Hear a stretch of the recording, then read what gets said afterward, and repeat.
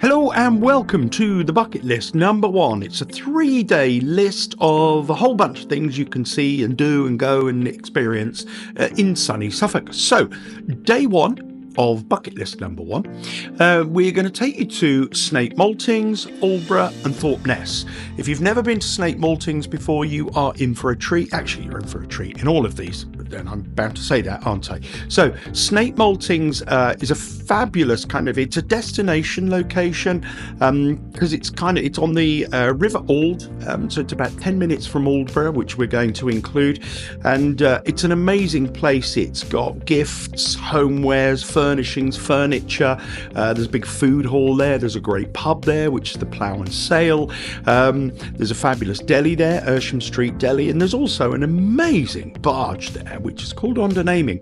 You can pick up a picnic treat if you like when you're in the deli. If it's not great weather, you can have what I call a carnic. I'm thinking of going on Dragon's Den with this one. Think picnic in the car. That's the carnic. I am so full of ideas. You head off to Aldborough and go all the way along the seafront towards the Martello Tower. You'll actually be technically in a little place called Slaughden, which it's an old fishing port, I think. Some historians may correct me. But it disappeared into the sea, most of it. So there's just a sailing club there now. But what you can do is drive along the sea wall and you can park up literally overlooking the sea. You're right almost on the beach, I mean feet away from it. So I have had many a carnic there, and it's a fabulous place. Even if it's howling with rain, it's whatever the weather, it's a fabulous place to go. And of course, the idea of picking up your treats is it's a given if you're staying aboard Under Naming, because you can see it all from there and you can access it all. So, as I say, you've got the Plough and Sail pub there. There's a fabulous concert hall there, which is kind of on the world classical music calendar. But you've got antique shops there, gifts, homewares, etc., etc. So, well worth a good look around. When you head to Aldborough, if you go along, you've basically got a big seafront, and then you've got a high street which is parallel to it. So parking can be a premium in the busier times, shall we say, but whatever you do, make sure that you get along there. You'll get fish and chips, pubs, restaurants, fabulous ice creams. You've got coffee shops, all sorts of things there, antiques, clothing, and the opposite end of the Aldborough High Street, as you're heading out towards Thorpe Ness, you've got Maggie Hambling's Scallop on the beach. I'm going to show you, by the wonders of technology, I'll show you a picture of it. That is Maggie Hambling's Scallop, and I always like to go and see it. I've seen it a million times, maybe not that many, but I've seen it a lot, and but it still fascinates me to go and see it. That's what I call art. Not I'm going to start ranting now about some of the dubious stuff you get in the Tate Modern. That's art. That's wonderful. So make sure you go and see that, and then head to Thorpe Ness. So basically, you just keep going along the seafront. Thorpe Ness is a wonderful place. To me, it's a wonderfully quirky little village. It's a kind of a curiosity of a seaside village. We've got videos and blogs about it and what have you. It's kind of, for me, it's the place that time forgot. There's the Mere there, which is a massive boating lake. Be careful though, there is an alligator on the island. It's a fate. Anyway, so I've done some aerial footage there as well, which is fantastic. Not that I'm fantastic, it looks fantastic. I'm not the best aerial footage person. So that's kind of Snape Maltings, Aldborough and Thorpe Ness. Day 2 of bucket list number 1 is Suffolk Food Hall and Pin Mill. Now, Pin Mill is a wonderful little hamlet right on the River Orwell. We used to have Under Naming, which is now around at Snape Maltings. She used to be moored at Pin Mill. Now, I'm delighted that we're around at Snape Maltings now because there's so much more going on. But Pin Mill is a lovely little place that's worth a visit. It's, as I say, just a little hamlet. There's very little there, but there's a great pub called the Butt and Oyster. They are literally right on the river and have the most amazing views.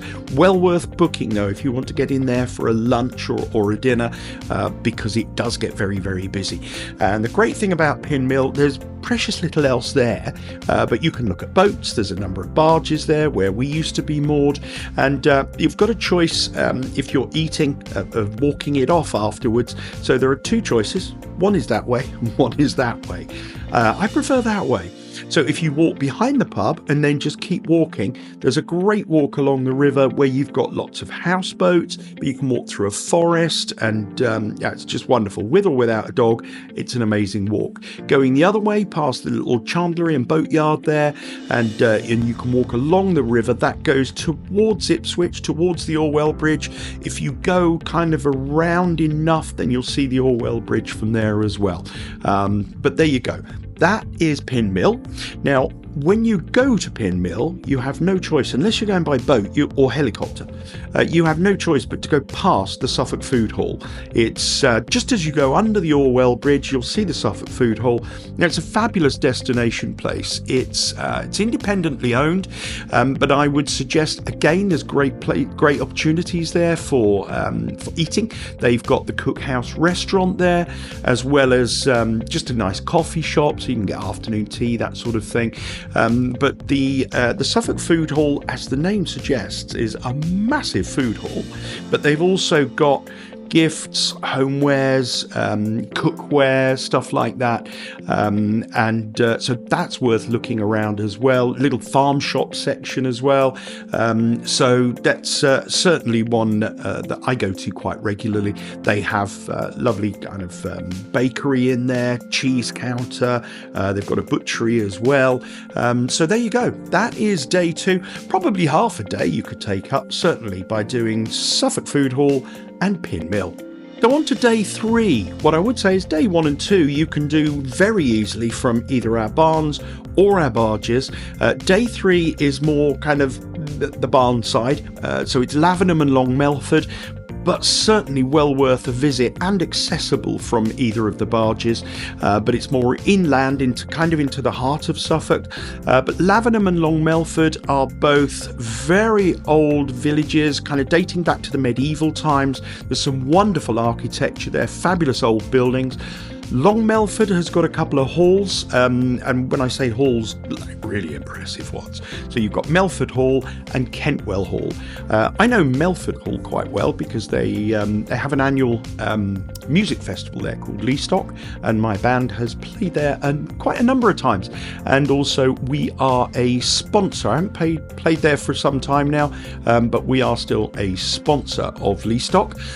So that's at Melford Hall, and then you've got Kentwell Hall, which they're literally opposite each other, almost off the village green. Kentwell Hall has, in the calendar, they have a number of Tudor reenactment days every year, which is absolutely fascinating. And I remember taking my daughter there first time when she was about 10, and she was utterly kind of bemused by it and just absorbed in this whole world of the Tudor times, because there are loads and loads of people in the grand dining room. There's sort of loads of noblemen sitting around and dining while all of the wenches serve them and all the rest of it. You've got a jester there, and it's fantastic. Have a little Google and see what you think of it. But whether or not you're into history is irrelevant. It's just really, really good fun. So that's Kentwell Hall and Melford Hall. They are in Long Melford. And then as you come away from them, just on the village green, you've got the Black Lion, which is a great place for food. I've had afternoon tea there, breakfast, brunch, lunch, dinner. I used to live around the corner, so I've been there a lot. So that's the Black Lion. Very, very dog friendly.